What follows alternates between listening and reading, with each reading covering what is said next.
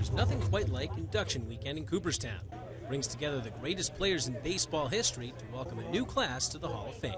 It's the icing on the cake. It's the finale.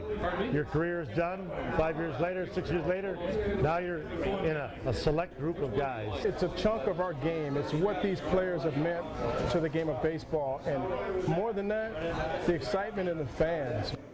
Not all of these guys are Hall of Famers, but everyone's just here to enjoy the big weekend, which culminates Sunday in the induction of Pat Gillick, Bert Blyleven, and Roberto Alomar. You know, one time in my career, 19 years, I struck out 3 times in a game, and it was against Bert Blyleven.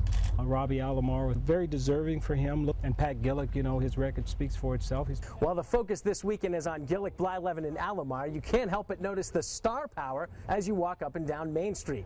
Even baseball's hit king is here for Induction Weekend. It's just a fun weekend for the world of baseball, and I'm happy for Bert, and I'm happy for Robbie, and 2 deserving guys going into the Hall of Fame. And Pete Rose isn't the only big name here who has yet to hear his name called for induction. Jim Cott was endorsed by Blyleven, who says Cott was a big influence in his career. It's been flattering to hear him say that I did a lot for him, because I think the biggest thing I did for him was stay out of his way and just tell him, throw your curve over the plate and you'll be fine, and that seemed to work out okay. But no matter who's in and who's not, this weekend is all about celebrating the national pastime and the birthplace of baseball. In Cooperstown, Mike Levin, News Channel 2 Sports.